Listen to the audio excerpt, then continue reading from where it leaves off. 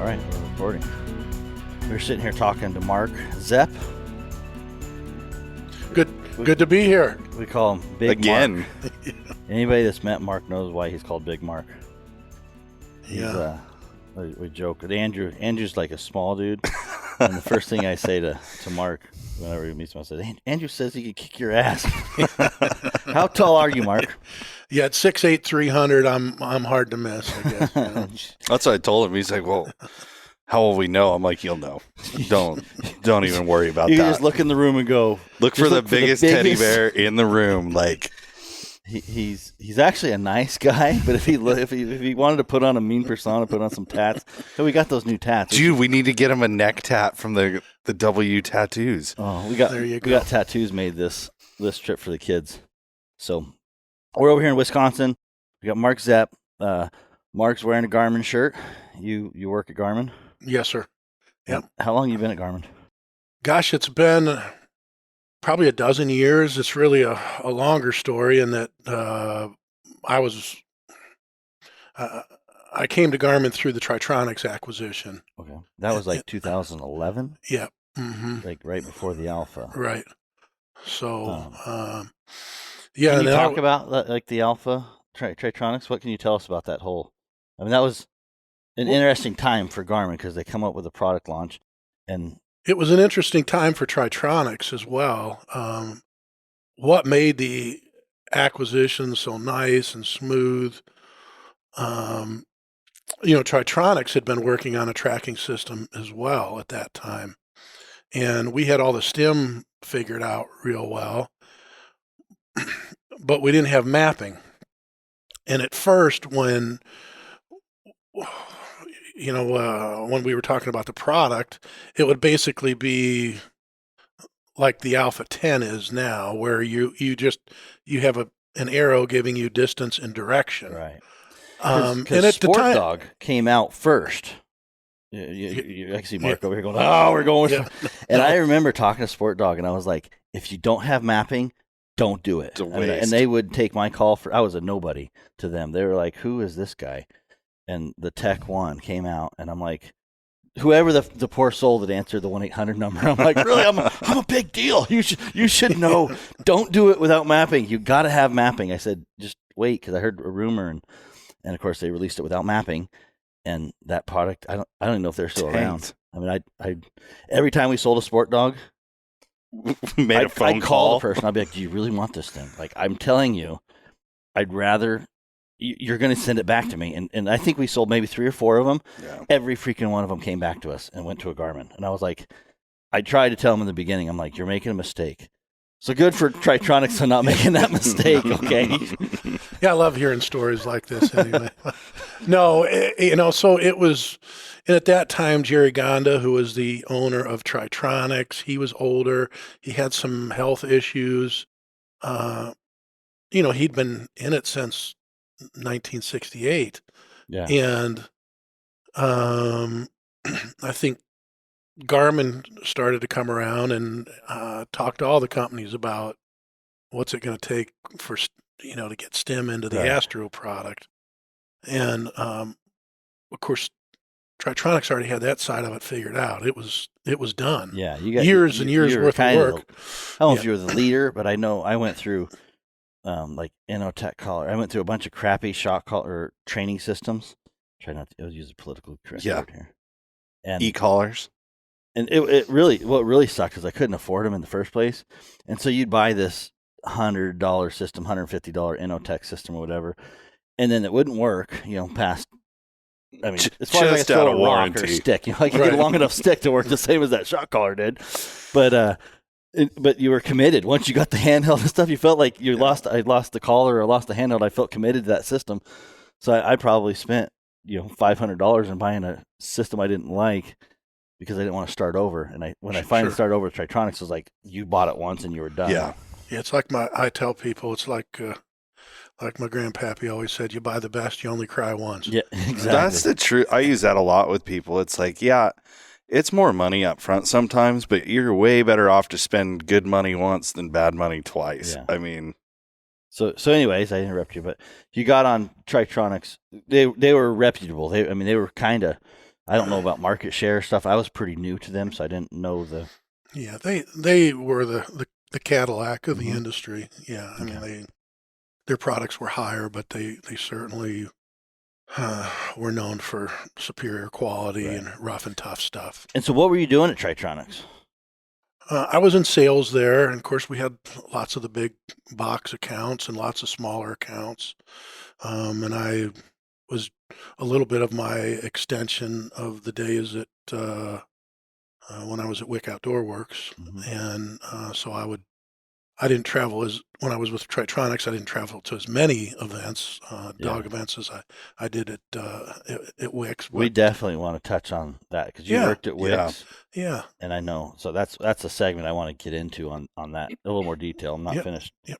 putting you in the uncomfortable seat with Garmin, but you got bosses. I had to send an email. I'm like, hey, Mark, if there's anything I can't talk about, let me know. And they gave me a clean slate. He goes, I'll just change the subject if I can't. So I'm going to see if I can make Big Mark squirm here in a minute.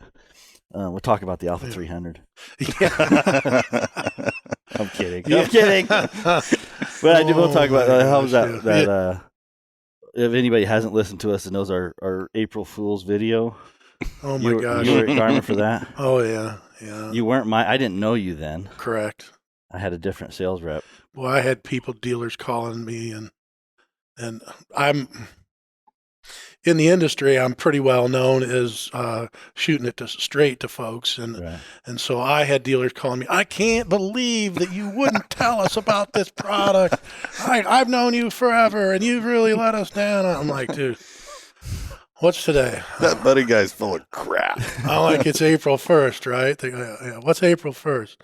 I go, it's April Fool's Day. And then there would just be Silence. 5 or 10 seconds of awkward silence.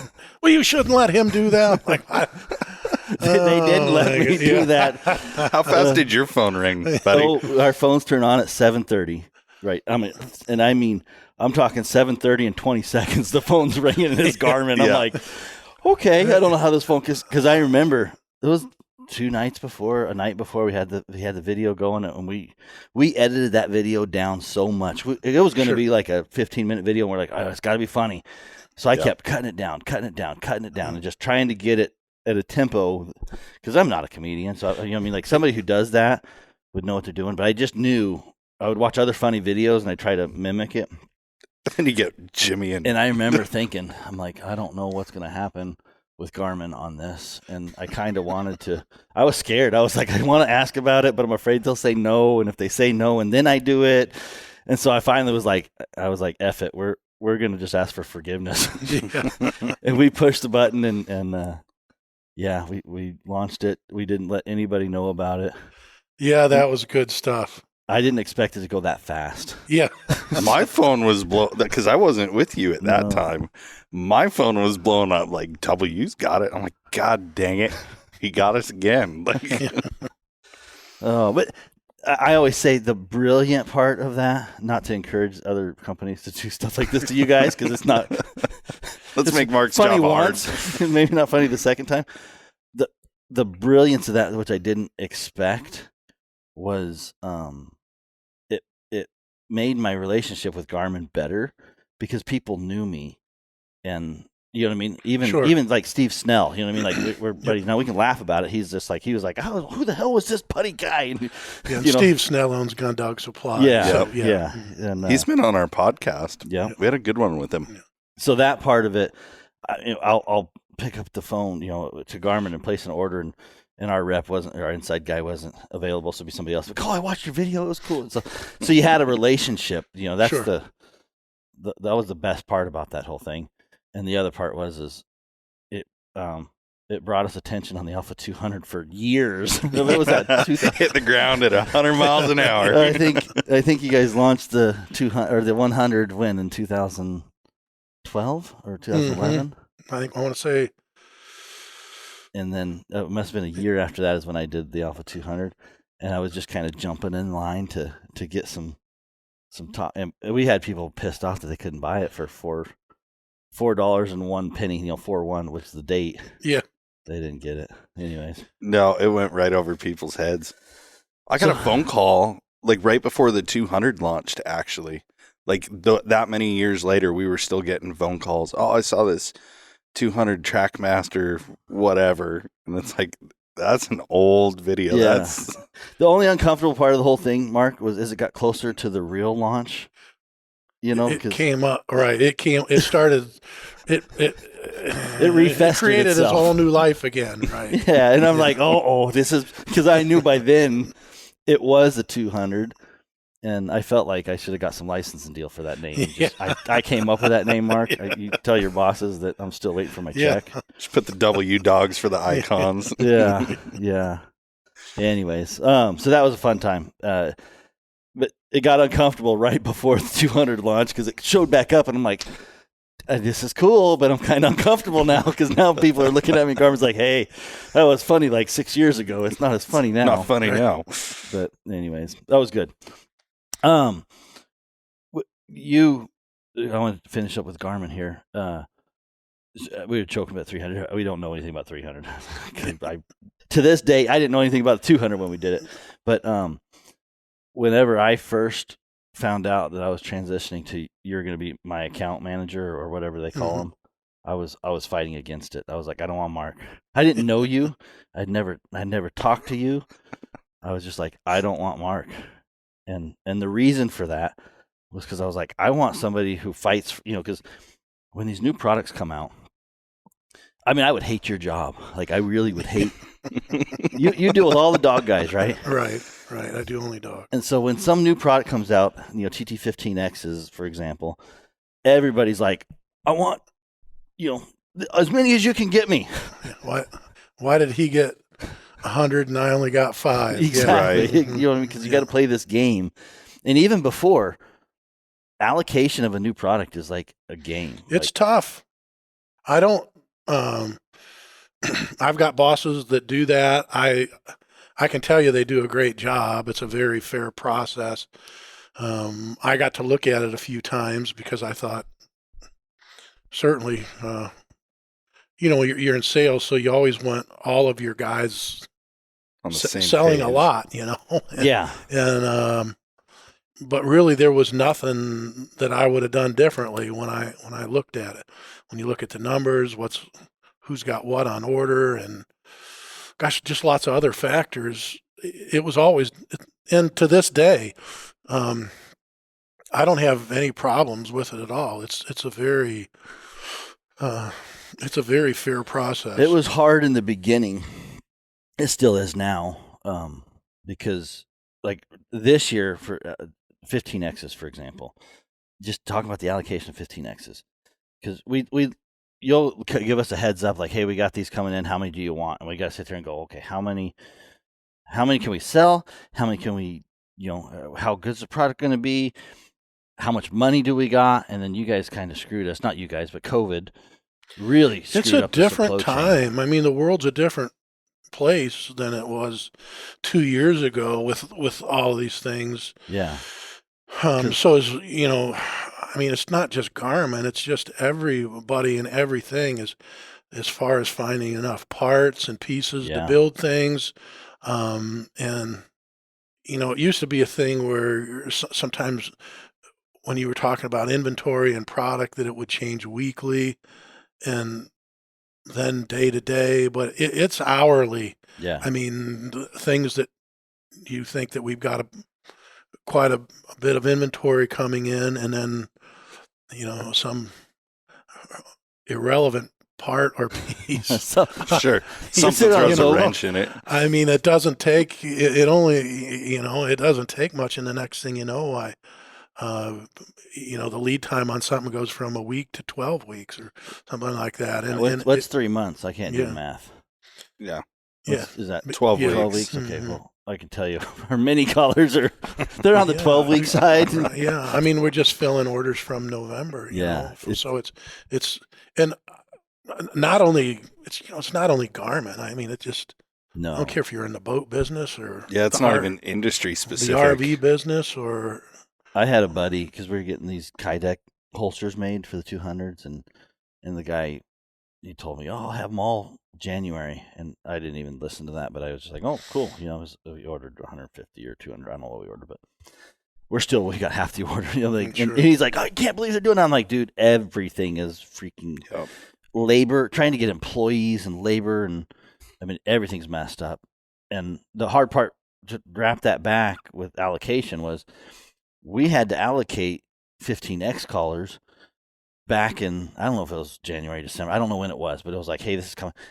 So when we didn't have any product and we're looking at back orders for everything, it's like, dude, we and I remember, I don't know if I told you, I probably did. And I was like, just don't screw me, Mike or Mark.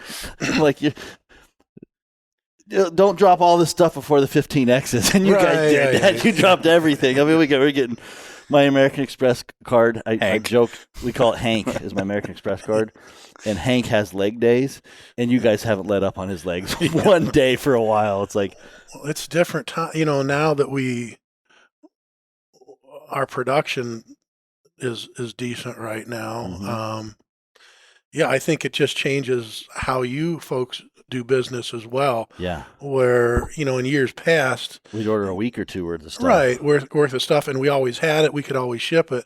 Now you're trying to stock 4 months worth of inventory and keep that in because you just don't know. If you don't have it, you can't sell it, obviously. And then if and it's the same on our side. If we don't have it, we can't sell it. So it's been challenging times like I've never seen. And I've worked in the sporting dog industry my entire life. It's weird. Like, it's definitely, people get upset or whatever because, I'm like, dude, I don't want to tell you. Like, I can tell you right now that I'm surprised how far my American Express went. You know what I mean? To the tune of shout out to American Express. Like, we haven't got a second comma yet, but I'm like, wow, I don't know if I would trust myself that much, but we got to pay it off, and then they jump it up, and in the last month and a half, and I think some of it's because of the supply chain with the boats and everything about the supply chain is just screwed up, and so it's like finally after December, whatever it was, February, March, things started opening up, and boy, when stuff started coming in, like you said, we were ordering we were getting orders from September that we ordered. Correct. Millions of dollars worth of stuff. Right.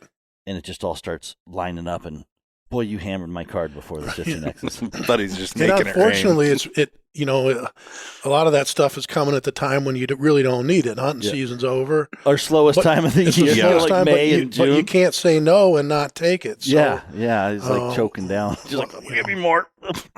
I joke. I was in the shop. I was joking. I said, we kind of bluffed Garmin a little bit on what we needed. Like, not that what we don't need, but exactly what you said. I'm ordering 4 months worth of stuff because it's like, sure. And I was like, they're not going to be able to send us all at once, And so, and then you send it all at once, and I'm like, shit, this stuff's coming on a freight truck. This isn't UPS delivery. Go get the forklift. So yeah, it's been an interesting thing. I don't even know. We'll see what the next couple months, because like I said, it's really rough for the sorry, somebody tried to come into our room here. We're in a conference room here.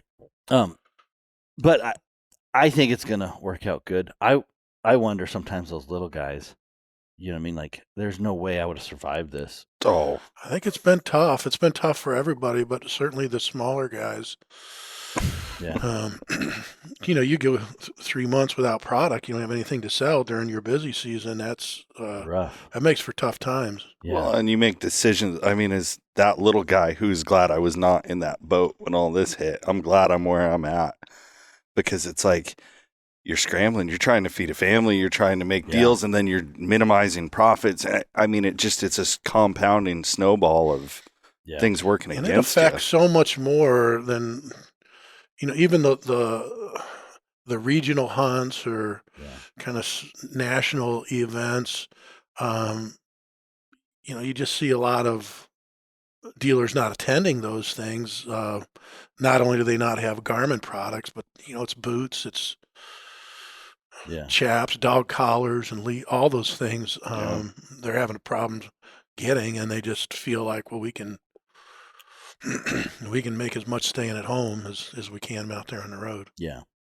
So through all that, I guess one of the things I can say was my reservations about you being my account manager in the beginning, where I was like, I want somebody to fight for me in those rooms, and I always assumed, I was like, how could you divvy up if you got every single account rep, and I'll just pick on Steve Snell.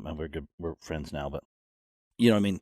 My always thought is I'm fighting against Steve for allocation. You know what I mean, and I'm like, if you're my account rep, I'm not stupid, Mark. I know that as soon as you hang up with me, you're telling, oh, Steve, I got you taken care of, buddy. I mean, whatever. You got to play that game. You know what I mean? Like, and I was smart enough to realize that. Yeah, I do, but I mean, I think I shoot it to straight everybody, just straight. Here's how it is. Oh yeah. This is what we're looking at. I try to. It's because I'm a dog guy myself, and I don't have a lot of outside interests. I mean, in my life, and I've done this my whole life. The people who are under my wing, the people who I look after, it's not just business to me. It's a very personal thing, and I mean, I have sleepless nights over some of this stuff when you know what's coming and how tough it's going to be for everybody. It's just not a deal where I just punch out at 5 o'clock. I tell guys, you call me 24 hours a day. If I'm in the shop, my phone's there. I'll pick up, and I do it. Guys will call me at midnight or 2 in the morning or something and say, hey, because I know the strains of having your own business but yeah, I fight for all my guys hard, and I want everybody who's under my wing, I want everybody to be successful. Yeah. I mean, the more successful you guys are, the more successful I look. And that's one of the things that for my business that flourished was I connected the customer to the corporation. There's a middle there, right? Because the Garmin, most people at Garmin, I mean, don't have hunting dogs. You know what I mean? Like, correct. I was really impressed when I went to Olathe how much, be careful, but outdoors influence there was, I guess. Sure. You know what I mean? Like, you guys got to toe the line. You sell to everybody, and so you can't just niche down to one segment. So you got to have that. But I felt comfortable as a hunter in Garmin. You know what I mean? Like, yep. It wasn't that it's always out there, but I was like, enough people had that influence inside that I was like, okay, these are good dudes, right? But they weren't. I mean, not in the dog hunting world. You know what I mean? Like, I don't know who, but you may be the only one. I don't know, and I don't really care to know. But I was able to bridge that gap, between dog hunter and corporation, and I think that's kind of what you're doing also. Is because you're connected to the person, the customers, the lifestyle. You get it. I mean, I don't think a lot of people really get how much dogs are a part of our lives. No, I would agree with that. I would just. If I've been at Garmin, let's say a dozen years now, I'm blown away every time I go out there. If I go out there, whether it's once a year or 4 or 5 times a year, there's just highly impressive people that work there. Yes. In their segment, everywhere. Like, yeah. They are some bright people. Like, I mean, really smart. It's really nice. We make a bow sight. We make obviously aviation equipment and automotive equipment, running watches, marine products. But I think every place you go in those segments, there's people as passionate about, let's say the archery world or the marine world as I am about the dog world. Right. So you have all of these people who their life revolves around whether they're riding a bike or whether they're running marathons and they're experts in what they do. Yeah. And it's really an amazing thing. It really is. I mean, I feel very fortunate. It's quite something how things have worked out over the years for me. And I was a kid that grew up in southern Ohio and loved coon hunting and loved predator calling. And if you would have ever thought, you could make a living out of doing dog work and doing things around the hunting world, people have told you no. But I mean, I had to travel a lot more and sacrifice quite a bit. But it's paid off. It really has, and I think that I'm very fortunate. Yeah. I mean, I have a job I love, the people that I work with that I love, the dealers that I work with. I mean, I don't just like them, I love them. I mean, I really am passionate, and I want them to do extremely well. I want everybody to be selling lots of product and be successful. Yeah. I get that about you. So it's a unique thing, though. I mean, I'm sure you feel the same way, buddy. Like, I was just talking with Danny on the way up. Like, my family thought I was absolutely nuts when I said, oh, yeah, I'm just going to start selling dog collars, and then here we are how many years later. And it's like, like, I lucked out. I fell into something that I had a real passion about. It makes it easy in some aspects. And I think the customer group that we have, that, you know what I mean? Sure. Now there's some that I'd be like, yep. If you have a list of dealers you want me to hand customers to, I got a few of them. They're like, you can have this one. You can. There's not many of them. I'll be honest. There's not very many at all. But man, there's a couple times we don't fire too many customers. I don't really care if I keep this customer or not. If they're just a-holes to, it's like, man, those guys just make our lives hard. I'm like, I don't. Especially on our staff. But 99.9% of our customers are just awesome. You talk to them, hey, how's your dog doing, or whatever it is, and I don't know of another industry, and I don't have a lot of experience with other industries, but that's that well connected that we have such a common theme. You know what I mean? You can walk in and that's as deep rooted. Yeah. So,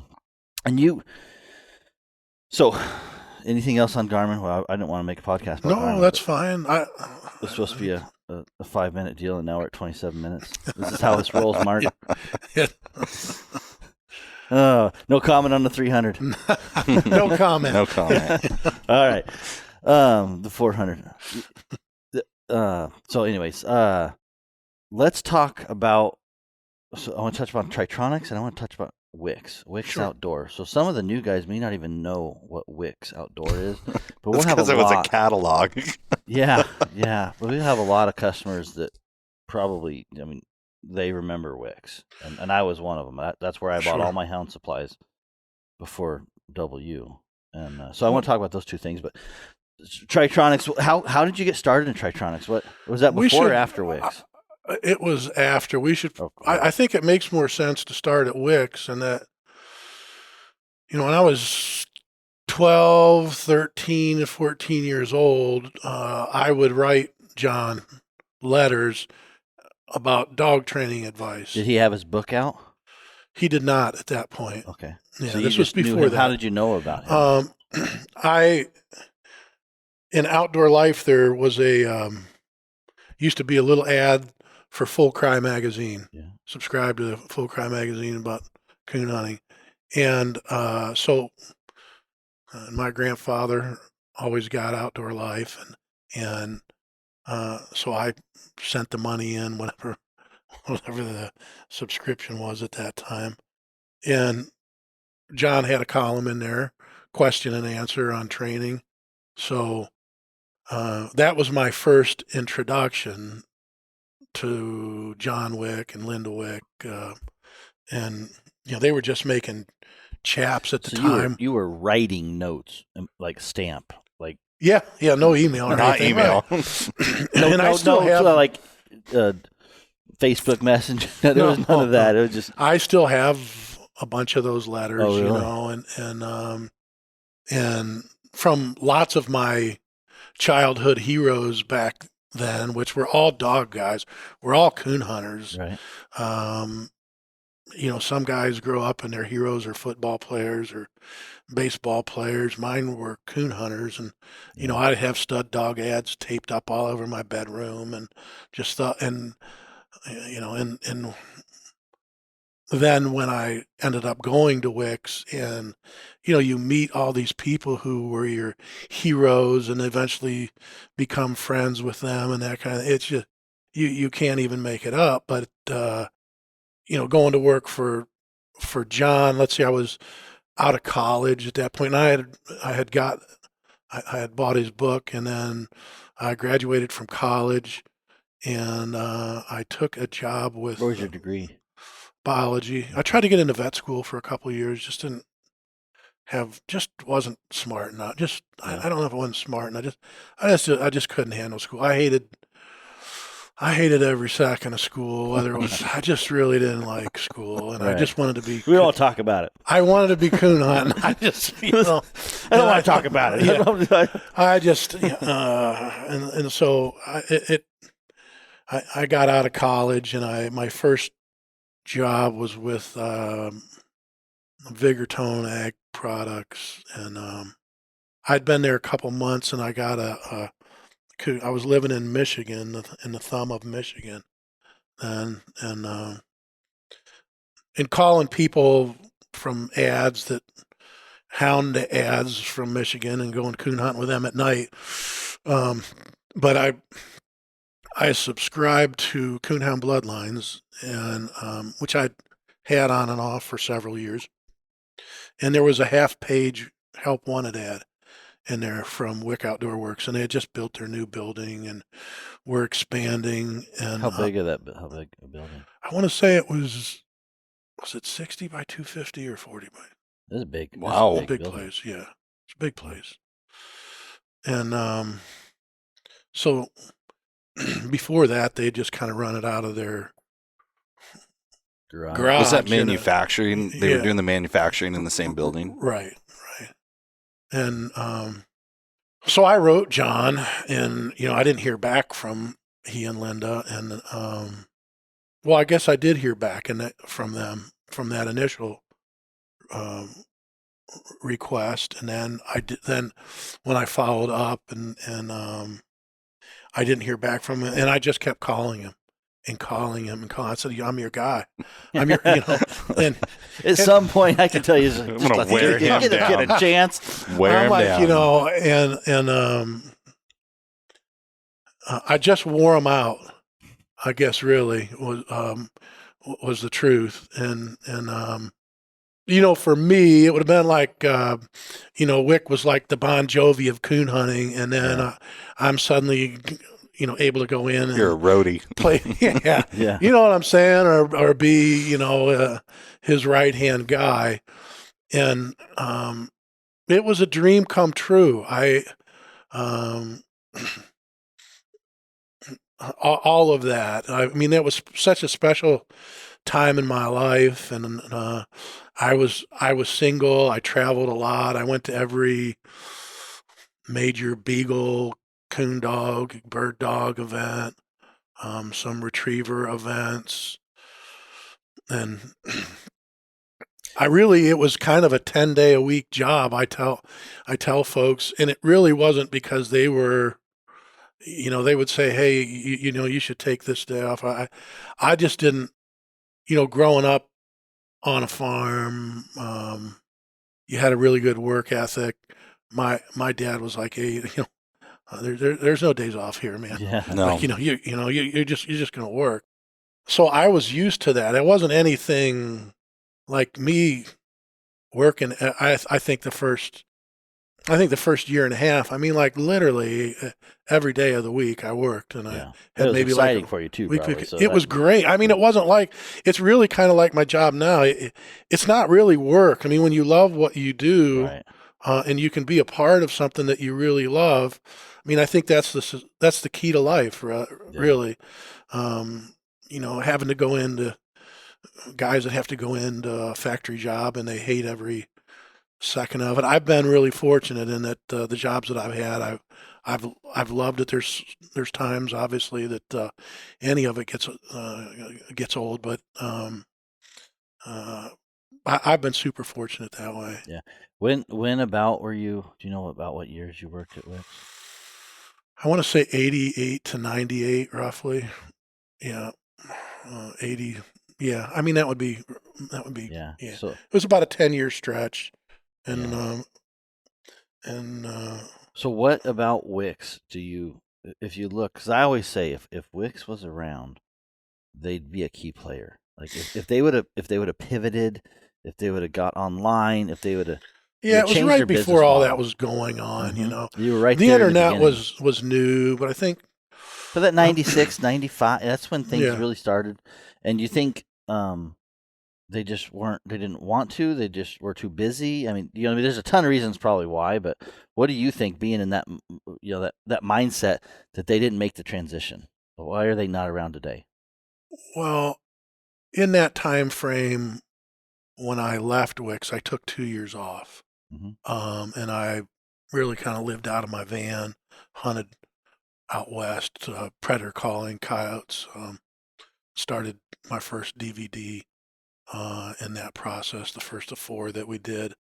But in that same time frame, uh, my parents were divorced after almost 40 years, and John and Linda got divorced, and so obviously life changes. Those are Yeah. big, huge changes, And imagine if you go through that, like it's easy to think about it on a 10,000 foot level, but when you're at the ground and you go through something like that, like the business can be lacking. I mean, you're focused and your thoughts are other places probably. so at that point, Linda was running the business, and Monica and was their daughter, Okay. and was running the business, and John was kind of out at that point, and um, that's a lot when you have 20, 30, 40 people working for you, Yeah. and you're 60 years old, and you've been doing that. I mean, they lived very simply, and they worked. It's not like they took vacations and drove fancy sports cars around and that kind of thing. I mean, their life was, I tell people if I work 10 days a week, they work 30 days a week. Yeah. It was just not, it was work, work, work, work. And they had done that for 30 years. That's what it takes to really build a business Yeah. that was that big, that was that strong. And Yeah, but at connection. the same point, and this is where, for me, I'm like, I don't want to be in that position. You know what I mean? Like, I want my freedom. I want to go hunting, and so I'm really my focus is to build a good business. But I always joke, I do it for the gas money. You know what I mean? I do it so I can have some gas to go hunt. And right now, I got to pay twice as much gas money. So I think John was. I would just say this. John was hunting Mhm. and going to. He was hunting competitively in my early years there, and was doing a bunch of hunting. But Linda loved to sew, Right. and That's where all the clothing came from. right. Okay. She liked sewing, and that's how all that started. Really? Was the clothing because I never did the clothing like out Yep. where we were. It was always the collars, Yep, the tracking wildlife collar. Yep, collars and yep. blue box. So if you rough sewing or jackets, bibs, snake bibs, boots, whatever it was that you guys made versus tracking equipment, how much percentage wise of the business was dedicated I don't know. to Of course, tracking systems were basically $1,000 a pop. Yeah. So imagine the Tri-tronics numbers added up pretty quick. You So sold one those of them numbers were boxes. good, but I mean, still, everybody needs a coat. Yeah. Everybody needs boots. Everybody needs a light. I imagine those are good money makers. And so it all was kind of one. And You had to have them hand in hand. yeah, and it was still, I think when they first started that, you look back at like the fur industry as well, and how things have changed there, where Tri-tronics units when I was a kid, they were $445, and they weren't a fraction as good as what the units, what a $250 unit is now, and $445 is a lot more money back then than what $250 is today. But when you could go out and tree a bunch of raccoons in a night or two and They're worth pay for your something. Tri-tronics unit or Yeah. pay for a bunch of this stuff that you were using, it was different. So, people on the hound side of things always say, well, our sport is declining. Kids are doing this and that. And I agree with that. There's certainly some truth to that. But I would just say, in the late 70s and early 80s, when raccoons were $20 to $50 a piece, that would be $200 raccoons today. Wow. Yeah. And if we had $200 raccoons, every day gone kid would be out there coon hunting, You just know it. kind of like how it was back then. Yeah, And- you got more reward. Number one. Yeah, I could see And that. so now, even now for me, when you're sitting there on your couch, and raccoons are $2 a piece or something now. So they're Not worth fleshing. for a good. Yeah, they're. And the politics of our time enter into that with what's going on with Russia and their invasion of Ukraine, their invasion of Crimea back in 2014, which caused the market crash with the sanctions, and all of our fur market goes to overseas into European countries, obviously. So with sanctions on China and that they've put on that the fur trade and on Russia, we will probably never see those days again. And right or wrong, but anyway, when you think about some of those days when coon hunting lights were $200 to $400, and that seemed like a lot of money, but you also knew that you could pay for that or pay for a year's worth of couple nights of hunting, feeding a couple dogs through the year and that kind of thing. And so all of that, you've got to really want it now. Yeah. There was a return on investment Right. before, and Right. now it's like personal fulfillment. I feel like more than anything. But but the internet really was, all that stuff was new. When I was at Wix, it wasn't. You weren't trying to get products on. You weren't trying to get products online. We did a yearly catalog. They did a yearly catalog and sent that out, and that's where they got business from. That and their magazine ads, monthly ads. And you see So now. at what point do you think? Who were the big players back then? Those Wicks. Boatman's. Yeah, Bill Boatman, the late Bill Boatman. You don't hear about him anymore. I mean, that one's. I Yeah, found they an old sold. Yeah, Mr. catalog. Boatman passed away a dozen years ago or so, and the company's gone. Yeah, Nightlight Nightlight's was here. big, obviously, with their hot light and their lights that they sold back So then. Nightlight would be the one that I think made the transition. Is there any others that made the transition over the internet? I don't think so. Yeah. It always just intrigues me, and it makes me, owning what I've done, it always makes me think, what's that next step? Because I don't, I don't like school either, whatever. It's like, yeah. And so I don't have a degree in business. I got hard knocks. School I got a bunch hard of knocks, mistakes yeah. that I'm like, don't make that mistake. But what I'm really trying to do is learn from other mistakes. And so I always that's why I was asking the question, is like, what happened that they didn't make that transition? So, Well, did they want to? I mean, like with the Maybe personal not. relationships, like John and like I used Boatman's. That's the first place I ordered up until, modern times. But like, did they want to make that pivot, or did they want to keep it like they had something going that worked? I just think, I think that when the marriage ended, the business, yeah, it took second back seat and just didn't. the business basically ended. Yeah. And I from the outside looking in, and then you don't have anybody who. I'm just surprised somebody didn't buy them out or something like that. You know what I mean? Like, I think they'd work so hard to keep their name, to keep that Wick name associated with quality, that they didn't want to see somebody come in and move all those products, let's say overseas, and cheapen the quality of the name. And it was a big business, and Do you think I could get because they used to, when you call up, you'd be like, hey, can I get a tracking collar? And you could dodge my numbers. I don't know how many cards you guys had, but you had one. Well, that was a file by state and then by customer.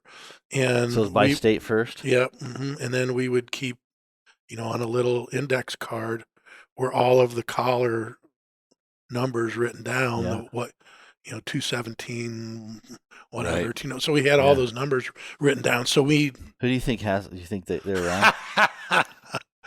They're in the Smithsonian. Can I get mine? I just want mine. That's all I want. I want to frame mine on a paper. We should ask John next time we talk. Do that. Wouldn't that be cool to go back and see what? Yeah. I mean, I got dogs on there. I'll be like, that was Copper's collar. Oh, you know what I mean? Right. I couldn't remember I know 055 was my Copper dog. You know what I mean? Mostly because I had to track that little bitch all the time. That was the one that was always making us late for everything. So one of my tech didn't work on. She would know the distance. Even when you got Tri-tronics, she would know. This dog would know what the range of her shot collar was because she would go silent and be like, oh no, she's coming back. With a beep beep. Not with Garmin. That wouldn't happen now with Garmin. Garmin don't get away with it. I like to go back and retry this dog with this problem, but you'd be sitting there and you're just waiting at the truck, like, oh, she's coming back. I got her. I nicked her. She's shut up, and then all of a sudden you just hear at the top of the ridge, right over the ridge, just double middle fingers up in the air. It just opened up again. I'm like, well, she's out of range now. So, anyways, I remember 055 because I tracked that dog a lot. But I'd like to see that card. That'd be cool. Cool. So you, what other, a lot of shows at Wicks? I mean, what was it like all the major hunts, you started in January. What was the worst thing about working at Wicks? I don't know that there was, all my memories are really good memories, from there. That says a lot. So, it was a special time of life. So probably the worst thing was leaving. Really? Yeah. To be truthful, because I didn't really want to do that, but I didn't really feel like I had a future. I had tried to buy into the business a couple times, but I was 35 by then. I wasn't like some snot-nosed 18, 20-year-old kid, and that was my Wick Outdoor Works was my whole life. Mm-hmm. And it really took me a couple of years to reprogram from that. I know even when I went to Tri-tronics, I'd been at Tri-tronics for a couple of years, and there was times that I would answer the phone and I would say, "Hello, Wicks." No, for the love of God, can you get it out of your head? That's fun. Probably because I loved John and Linda, I love them now. Right. And I did then, they were. How is John doing?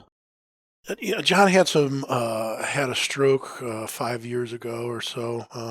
So he's got some congestive heart failure issues. Yeah. So, his health is not the best, but you wouldn't know that talking to him. While you'd think he's got the world by the hind end, right. So he's always been a real positive, optimistic guy, but he's hanging in there and fighting a good fight. And I know Linda's doing well. I try to speak to both of them fairly regular. I don't do as good a job with Linda as I do. Well, with either one of them, life gets in the way, and it's different now. I'm married and we've got a 16-year-old son, and I have those responsibilities that I tried to stay away from for a lot of years in my life. All of my buddies are grandparents many times over. Right. And I didn't get married till I was in my 40s, and of course that once you have a child, whatever, your life changes. I think for the better. If I had known, our son's name is Wyatt, my wife's name is Amber. I tell folks, if I would have known how much fun having that kid was, I would have kept my wife barefoot and pregnant for 10 years. But I just got started a lot earlier. I just got started too dadgum late, Yeah. Yeah. No, that's cool. So you told you pretty much had to tell John you're heading west, or what was the?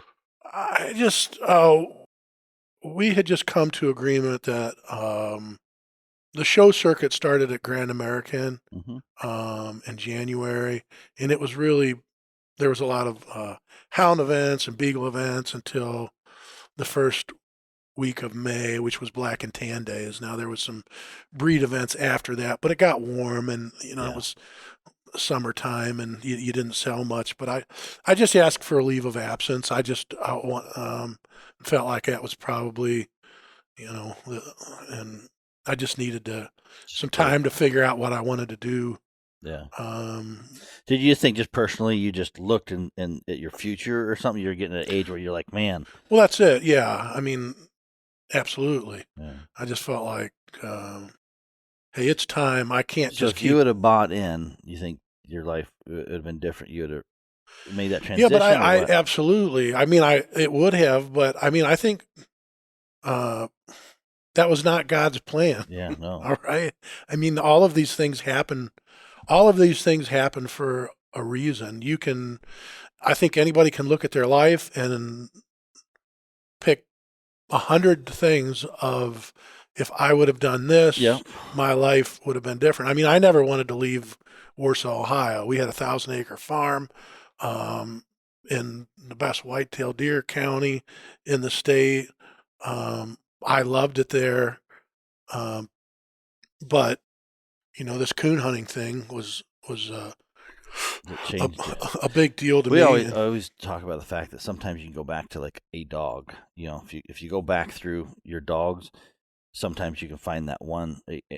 A dog makes your decision in life. You know what I mean? So whether it was your first dog, it may not have been your first, but something that dog changed the trajectory of your life, where you might have gone this way, but because of that dog, whether you fell in love with it. Well, I think even, to take it even farther back, like in high school, we had a summer reading project where you had to read a couple of books. This was like going into my freshman year of high school.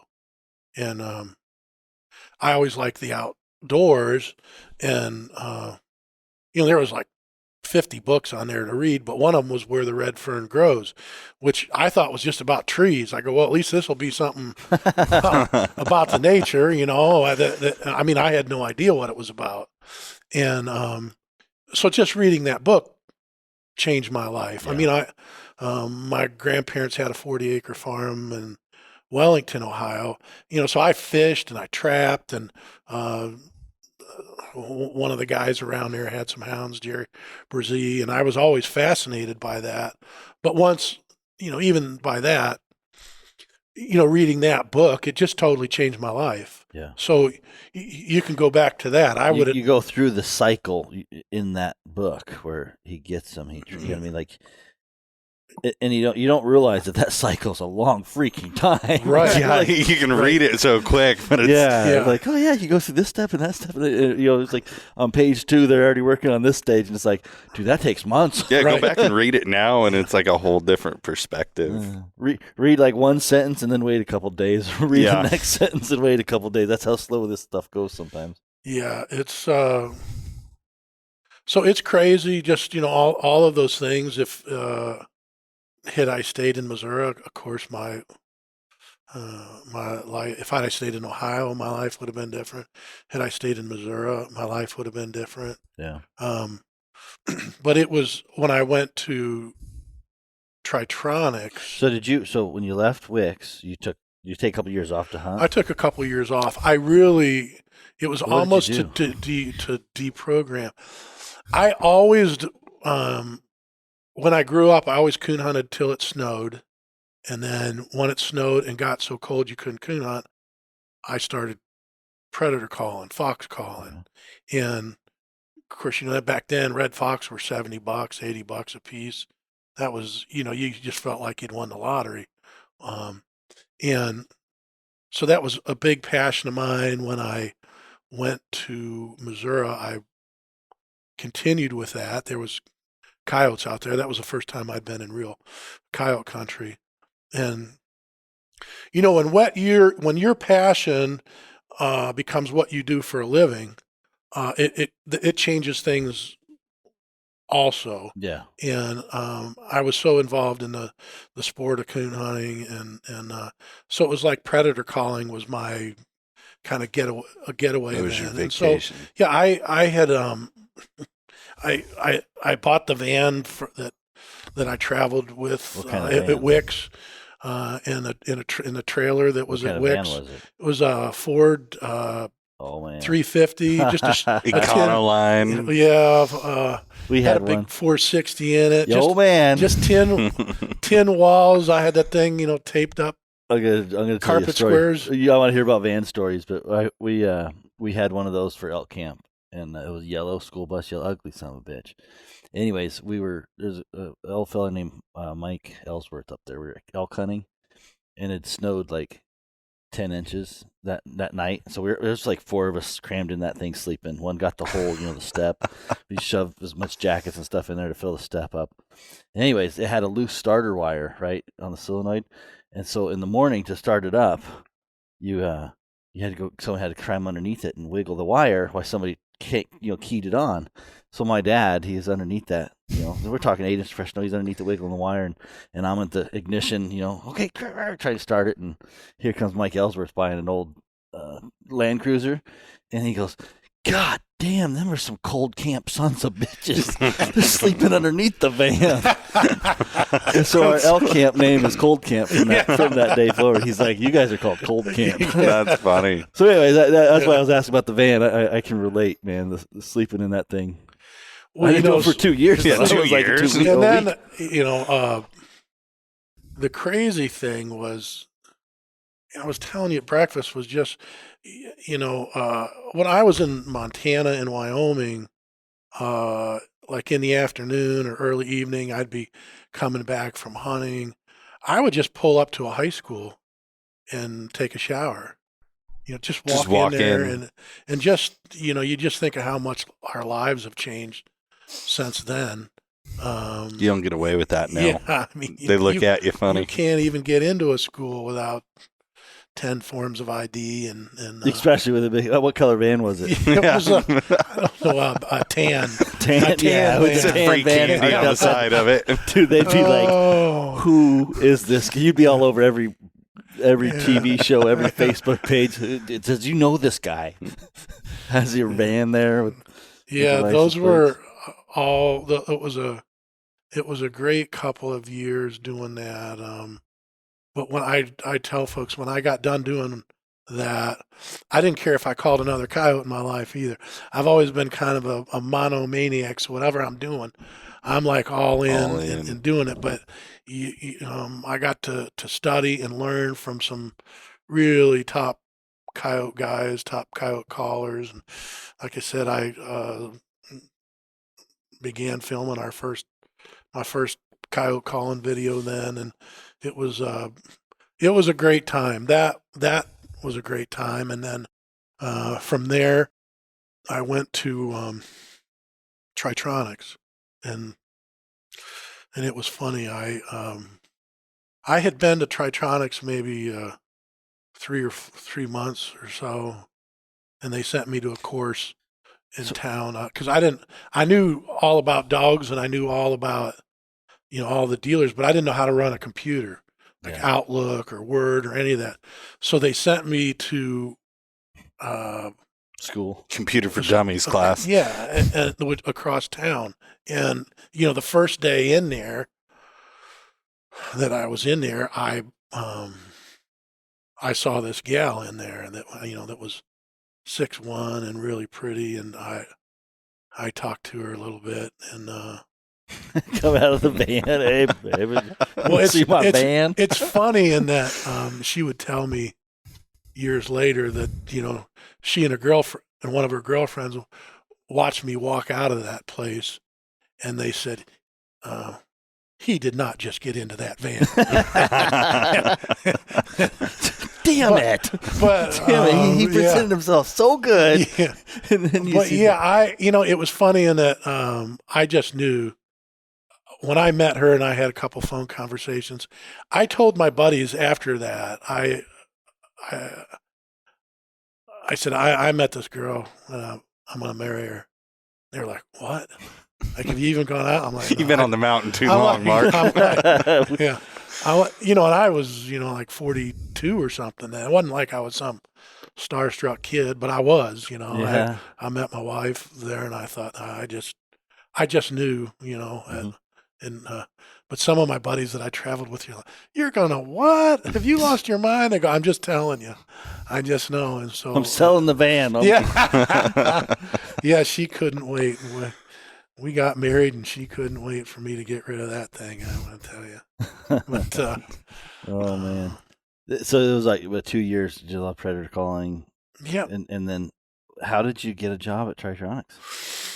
Well, when I was at Wix, You and run all out of these ga- things, that 460, you run out of gas? all of these things, kind of tie together. Mhm. And that when I was at Wix, I had gone out to Tucson Oh. to meet with Tri-tronics, and I met the guy who would be my boss, the colonel, Bob Peterson, just a terrific human being, a great guy. We're friends, dear friends to this day. He and his wife Marilyn. But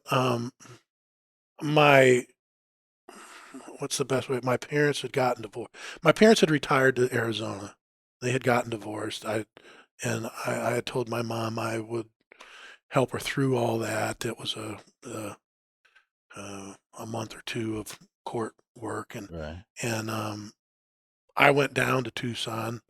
I thought I had just started to write then. I thought, well, I'll go down and do a story on Tri-tronics, and so I talked to my Bob that I knew, and we visited for 60 seconds, and he looked at me and he goes, "What are you doing right now?" I said, "Well, nothing really. I've just been hunting the last 2 years." And he goes, "Do you need a job?" And I said, "Yeah, I do." I said, "As a matter of fact, I do." Funny you ask. Yeah. And he said, "Well, let's get this thing going then. Let's." So Do you wanna think, work? Just do you like think he that. thought that you were there asking for a job, or do you I don't think so. really? No, Do you I don't it was think just so. natural? Just I think it was just one of those deals again. Like I said, some of these things, how your life changes by meeting somebody or whatever the plan is, and it just seemed like a logical choice to me. yeah. And I would say even when I left Wix, there was no hard feelings. When I came back from that 2-year time, I talked to John and Linda again about going to work Yeah. for them, but I just said, this can't be like how it was before. Yeah. And You had a reset, and you kind of was like, Yeah, I got to you know, reprioritize. It's a different stage and- of life. and I found this girl. but well, I hadn't found her yet, but I just, then but You at the same wouldn't time have. that was going on, I had already talked to Tri-tronics, Yeah. and I just felt like, as I thought about things, You said to circle back to. and I thought, I think I had spent so much time out west by then that I really liked seeing the sunshine every day, and I was somebody in the hound world, but I wanted to be somebody in that predator world. Mm-hmm. And I was virtually unknown. Nobody, had heard of me or knew me. Now we have a line of calls that we sell to Cabela's and Bass Pro and Sports Warehouse and lots of other Yeah. dealers. But I just it wasn't that I wanted that attention. I just loved that. And I felt like I had run a camera. I'd done photography before. There really at that time wasn't any good videos out. Yeah. On the predator calling. Randy Anderson had done one or two, but the camera work was terrible. And when we came in with that first one, it was much different than anything else that was on the market. I think that's for sure. Yeah. So you were doing videos and how do you come? I mean, I'm not giving any secrets away, but how do you make a damn predator call? Like what well, inspires you? Well, my grandfather bought me a lot of calls from Okay. the time I was So you a just kid. looked at them and seen how they're made, and And I would say this, the first call that he bought me was a fox crow call, and I mean I couldn't tell you why he bought it. I mean, because I mean I must have been 10 years old or something. I wasn't, and he didn't hunt. I was killing everything with a BB gun and trapping mice like crazy,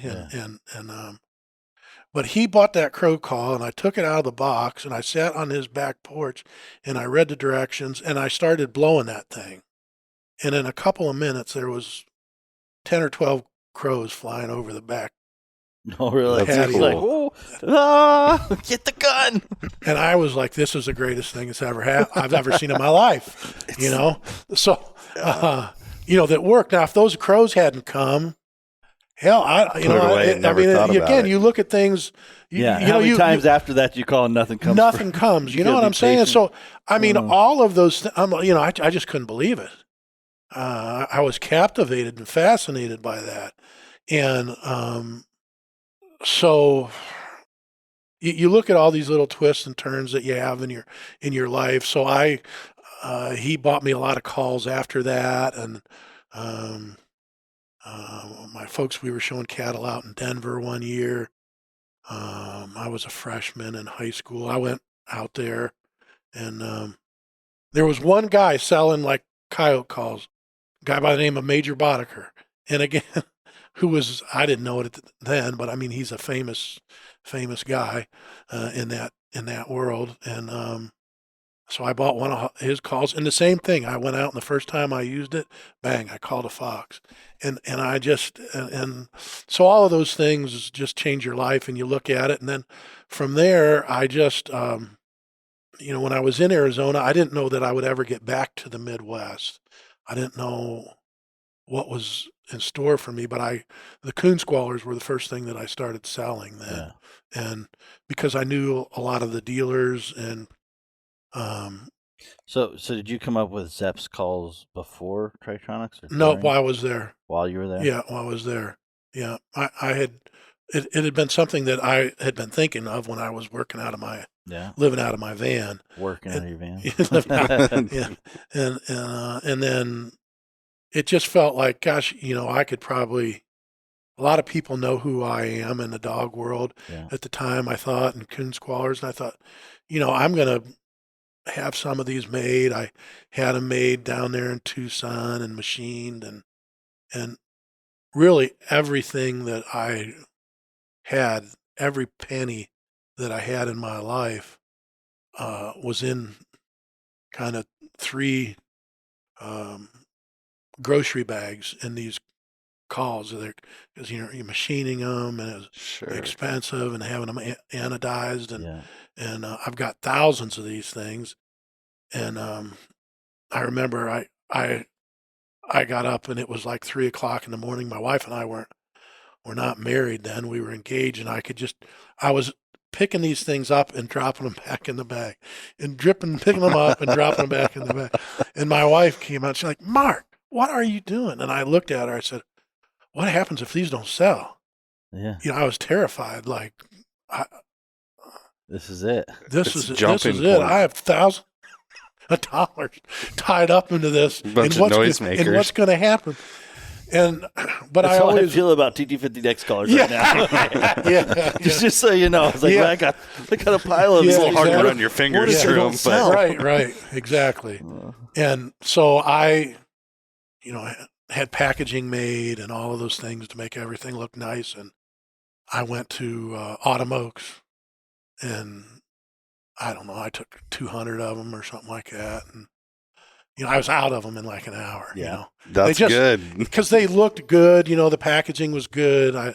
Everything about them looked far more professional than anything else that was on the market. And that just kind of started it. And I thought, well, gosh, if I can make these coon squallers, gosh, I could probably do something with predator calls. Yeah. And then I started working on that. And how did they compare? I'm just curious to your new squallers. Is it the same overall design, or have you tweaked it? It's pretty much the same. A lot of times you're using the same reeds. We buy enough that we have some special things done to them. On that topic, like sell your, which one do we have on? Because I don't use a coon squaller, but we offer one. Yeah, you have a lifetime. You guys carry lifetime. The lifetime coon Yeah, squaller. because I kind of told you, I said I want one SKU. I hate so many SKUs, and it just gets really hard to manage inventory because like, oh, I want the pink one, I want the purple one. I'm like, dude, I just want one. Yeah, it's a pain. But what is it? Why I'm giving you a plug here. Sales pitch. Sell a coon squaller and get it W or yours. But what is it that makes it? Well, the purpose of the coon squaller is when you're in a competition hunt or when you're pleasure hunting, and there's leaves on the tree, or you tree in a den tree. It mimics the sound of a young coon in distress. So if you're in a hunt in a leafy tree, the coon will look at you. Okay. All right, so you get plus points. And if they're in a den tree, sometimes you can run them out of there. And again, that you'll get plus points. So the biggest market for them is the competition. Coon hunters. So somebody, like, I'll be a good example. Like, I seen these coon squallers. I probably got one, and I never figured out how to use it. So let's just take a second and use this time to educate somebody who they don't know hide from nothing. They got a dog, and they go to so many slick trees that they still think there's a chance of seeing a coon. You know what I mean? What do they do? Like, explain to somebody brand new who calls you up and says, Mark, I got this coon squaller. I don't even know what to do with it. Yeah, and I get those calls for squallers. I get those calls for predator calls, for coyote calls.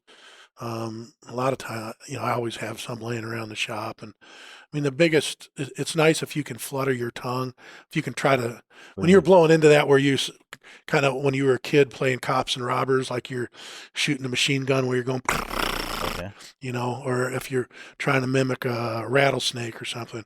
Now that makes your best sound, where you're fluttering your tongue when you're blowing into that. And you blow at the same time? And you're blowing into that at the same Soft time. Or hard? Or all the above. Everything. Yeah, a little bit of everything. And then a lot of guys that have had teeth work or have dentures, they can't really flutter their tongue. But if you can blow into it, have both hands where you're blowing it in and muffling it and wiggling your fingers around. Change the. I'm that guy. I can't flutter my tongue. So now you're saying this for coons or predator? Same for the coon squaller. It's a little bit different in the predator call. Your sequence is, and so the coon squaller you would flutter and then muffle it, and and long squalls or short or yes. Whatever works. Whatever, just make whatever noise. makes you see eyeballs. It's funny because when I started coyote hunting, and I, with a lot of other people, that had killed a lot of coyotes, and I had called in a lot of predators by then, and I would look at them and I think, well, nothing's going to come to that, but it worked for them. And I think that's the biggest thing is you can't kill them on their couch, from the house. You just got to get out there and go. And lots of the sounds that you're going to make, whether you think they sound attractive or not, predators are going to find them attractive. How long would you call for a coon before you do that? Well, when you're at a tree, you've got 8 minutes of shining time. I usually will squall for a couple minutes, and if they haven't looked by then or I haven't seen them by then, try either hitting on the side of the tree. Thermals have changed so much of this now, where guys now they're not even turning a light on when they go into a tree. Yep. You just go in and turn that thermal imager on and see where he's at. But even then, a squaller is nice if you got to move him around for a judge to find him and that kind of thing. Okay. Yeah. Interesting. I'll check my notes here. I normally don't take notes. We talked about the Garmin Alpha 300. No comment. Still not good for there. Starting out. You're going to get on another list if you keep talking about stuff like that. I'm not going to get any more TD15Xs now. He goes back to his boss and be like, "Hey, is there anything else? We have to have you on. This is a good podcast. You like it? Yeah. I think so. I like hearing. I really wanted to hear about the Wick days because I know we've talked a little bit, but I feel like as a young guy getting into the industry, like I always kind of looked at you. I always wanted you for a rep. Like unlike this guy No, over here, I always wanted you, and I raised holy hell every time they would give me somebody else, and I'm like, dude, I want the same guy. If he's on their side, I want to work under Mark. You know, because I've seen and heard all your stories through the years that we've gotten to know each other. And like you said, you know, things work out for a reason, and we're put in certain places at certain times, and you just kind of got to have faith that it's going to lead you where you need to be. So I've just always enjoyed being around you. You're a great guy to chat with and just be around. Thank you. You know, people always they want it. They're fascinated by those Wick years, and they want to know more about John and some of those stories. And he was, you know, John is a real introvert. You know, people read his ads or read the book, they maybe come away with a different impression, but he's most comfortable out there with the dogs at night alone. Yeah. And I can and we hunted relate to that. and we hunted a little bit together. I did not hunt a ton with John when I was out there. And it really wasn't anything to do that, well, he was my boss and that, you know, you wanted to have a little bit of free time and that kind of thing. Because I just kept asking questions and he never quit answering them, and I could just go and go and go. I was always picking his brain as I am. He's probably like, I need to wait. I need to wait for this kid for a minute. But you know, I would just say this: if it was anything, it was just hunting with him was not fun. It was a job, and he had told me. He said, you know, you've got a job. This is why I hired you. Yeah. I didn't hire you to hunt in the hunts. I hired you to be my guy, to be at the hunts and selling, and I won't forget. I don't forget that. And you know, guys ask me today, well, you haven't been in many competition hunts, or no? My first years at Wick's, while I would be a backup judge and I would carry the scorecard for judges and write the scores down and do a lot of those things, but I never wanted to. I didn't mind losing out there at all, but beating people's winning with class. I mean, I think that I do that, but you still have beat somebody. You've still taken away their dream, and you know, I never had a dream of winning a world hunt or those things.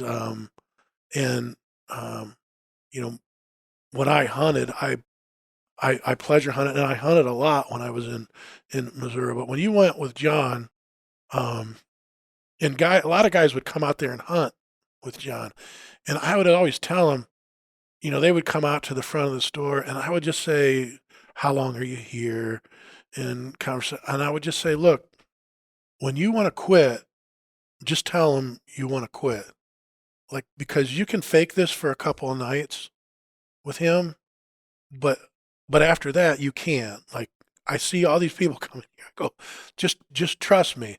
And it never happened. They all felt like they could hunt with him and hang with him. And I mean, you know, it's dark, you go hunting, it's light, you come home. Yeah. And the difference was that, you know, in my years, I'm sure that before Wick's got big, why he slapped long and hard, but when he couldn't do that when I was there because the business we'd just gotten into that new building. So he would be up by 10 o'clock in the morning. Now, he looked like 3 trucks ran over him and he'd been in 2 grizzly bear fights, you know, for the first 30 minutes.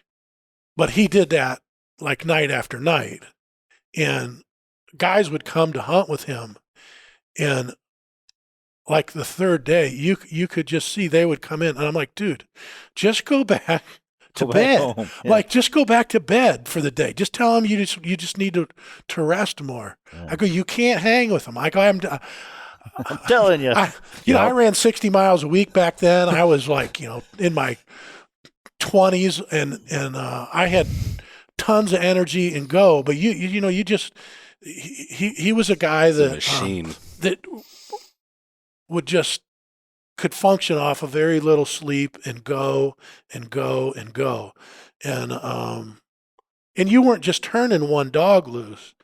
He would turn two dogs. It's exact. Guys would ask, well, what's hunting with him like?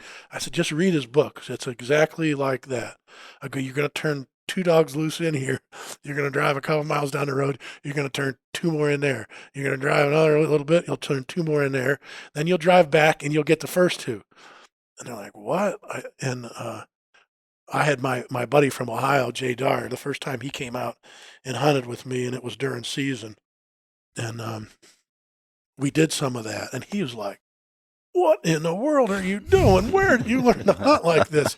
He wanted no part of it after a little bit, and it does. It'd just wear you out. And the first couple years that I was at Wicks, he hunted competitively in the PKC circuit, and the pro circuit was the big deal then. And I mean, he had 3 dogs in the top 10 of that thing for a couple of years running.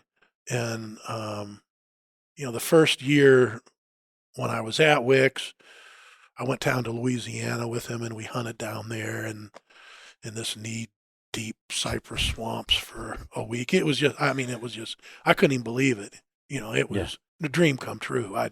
And here I am with John and hunting these gorgeous places. And then we hunted down there for a week, and then we went to a hunt. Well, then he wins it, pro hunt. He wins it. And so then, he did a lot of competition hunting. yes. Okay. And then 2 weeks later, we go to another hunt. He wins that. Now, these are $4,000 checks, Right. back then, which was, now there's $100,000 hunts. But and I think the first 3 hunts that we went to, he won 2 of them and placed like second in the third one. And here's another thing that was crazy about that I didn't tell him till afterwards. Every place we would go, those first 3 hunts, when we stayed in a hotel, when they gave us the room, it was always room 219. Oh, really? Oh, that worked out. Different states, different. And I'm just going, there's something to this. After that, even now, I'm like, man, 219 open. I want 219. Yeah, no kidding. What are we in? I'm changing. I'm Yeah, gonna have we need to change rooms before. Oh, but Did you ever find out why? No, I mean, that just how that was. I didn't even say anything to John about that until later on. I'm like, I should ask him. yeah, because I was. What's up with the two? Well, There's no, a story there. Well, no, I was handling all the hotel reservations. Oh, so you? I He didn't just knew request what any, was working. I didn't and he went request with any it. room Oh, number. it was just coincidence. This was just totally coincidence. Oh, okay. Yeah, just a random thing. I thought he was like, No. that was a weird It's thing. superstition. No, he went No. room 219. Like, he no, won't go not at anywhere without- all. Yeah. And so we just kept getting stuck in the Just same room. Just pulls up the That's lobby. funny. Yeah, I got 219 open. Next one I go to, Next I'm asking hotel, for going room down the road, 219 though. So, yeah, it was a crazy. I mean, just there you are with your, your hero. Mm-hmm. He's winning these hunts. It's just, you can't. It was just it was a great time of life. Now's a great time of life. I'm married. I got a son that's 16. He's a basketball player. He just the other night, literally just 3 nights ago, Amber looked at, and she said, "He's got you. He's taller than you now." That's a hard thing to do, man. And my golly, he is. So it's wonderful to watch him play basketball. I heard a joke. We ended up here. I got a thing. There was a joke one time, and road rage. This is minivan here, and the guy pulls up, and I forget what comedian it was that said this. This isn't mine, but he pulls up, and he's like, rolls down the window. It was maybe Rodney Carrington or something, and he says, rolls down the window, and Mark pulls up his minivan, and he rolls down, and he goes, I just want to tell you I'm sorry for cutting you off back there. He's like going to kick his ass, like roll down the window all pissed off and be like, I just wanted to apologize for cutting you off back there. I didn't mean to. God damn, he's a big son of a bitch. Yep. No, I think that was Rodney. Oh, Rodney Carrington. I totally muffled that joke up. But you got to look for it. But he's like, he's driving now, huh? Yeah. That's cool. Well, Mark, that was a good one. Like, I know you got to get ready for your booth. We're over here at Wisconsin. And we got to actually do some work today, but no, it's great. And folks, I think if folks haven't come over here to the Wisconsin Bear Hunters, it's a great event. Yeah. Yeah. What's your favorite? So you get to hit all the shows. I mean, what? Grand American, and then Autumn Oaks. Autumn Oaks. Those two. I mean, they're. Did you hit plot days last week? I did not. Okay. No. They keep asking us to go over there. We don't travel to these shows too much. It's so. Like, I would rather go. Like, we went to Eastern Idaho, so it's like a dinner banquet most of the time. This is really the only show we really vend at because it's big enough and it resonates with our customer. You know what I mean? Like, I just feel like for me, I know going to Autumn Oaks and those things, we would make more customers, and it wouldn't be a bad thing. But for me, I'm kind of like, I got a good customer base. I'm okay with who we got, and so this show is just one of those ones I get to meet customers that we have. It's great. It's your niche, and you're in Washington State, for gosh sakes. You know, I mean, you're not. It's not like you're centrally located, right? To go to these things, so there's a huge expense getting folks here, and hotels and eating and all those things, rental vehicles or So you've got to you got to sell a lot just to come out even, you know. And we did the Autumn Oaks. Jason went there, and I think, I mean, at some point it's like I pencil it in, and I'm like, to set a booth up and vend is such a pain in the ass. Whereas it's awesome to go to, though. It's in South Carolina, so it's literally across the country for you. So, but people, and it's a tough time of year. Also, it's January, first week of January, so you're already busy where you're at, and you're still middle of cat season. You yourself are still wanting to hunt cats, so it's just. And I find myself now. I used to live for the events, and it killed me. Like when COVID hit and I couldn't travel, the first 6 months of that, I thought I was going to lose my mind. Yeah. You know, I mean, because I've been traveling for 30 years. You wore out, you had to replace the carpet in the house. Yeah. Big Mike making circles. Yeah. So, but I just, but now it's, I don't want to, like, I'm happy to be here. I want to go to those bigger events, but, at least until my boy's out of high school, and done playing basketball, I'm happy to be home as well. Yeah, for sure. I'm the opposite. Like, I was the opposite, but the kids and my kids are getting to that age, where I'm like, okay, and I took them with me to Eastern Idaho with me just so they could see, because I want them to know. Number one thing, I could explain our business, because they. Like Jason was talking about, he went to. Oh yeah, my kids lost their mind at Elk Creek. Yeah, like, Dad, he's got a. There's like, Dad, there's a W sticker. I'm like, yeah. Wait, there's another one. How come they're all wearing your shirts? Because I work from my office. They know that Dad walks into his office, he works, and he goes, then he comes and plays. But they don't understand like the magnitude and the outreach that we have. So for them, it was pretty mind-boggling. Yeah. And it's cool to see your kids go. Like Brad went with us. One of the things I wanted to take them there was so I could, number one, have a conversation. I was like, look, there's a lot of people that support us. You know what I mean? Like absolutely. Like you say, this family, this customer base. It's not just, a dollar bill. I'm like, the fact that we can survive as a family. I don't have to work at Intel anymore, and that I have the freedom. We can go camping and I can do things with them or whatever. I'm like. These are the people that help us do that. You know what I mean? Like, we really need to make sure that they understand it's not just this bucket of money, W, that just, it's this thing. It's like, no, there's people behind this there's a community, and it was really special for me to be able to go meet those guys, and it's really special for those guys to be able to see us, and we don't do that a lot. And so I was like, I really wanted them to see it, and I hope they learned something, because, they're just getting in their teens, so they're young still. But I really want to make sure they don't grow up to be like shitheads. There's plenty of those out there, right? So, anyways, Mark, anything else that we cover? That's it. We'll have to do another one. We I still know. haven't talked about your red We dog. need We're a gonna series. Make fun. You got all red bone. Oh, that's Yep. right. You were Yeah. We're gonna have red bone to talk about guy. that next time. Red or dead, man. Just can't- I try to keep a red one in my pack. I like the America pack, red, white, and blue. Yeah. So, all right, Mark, good one. Hey, thanks, guys. Yep.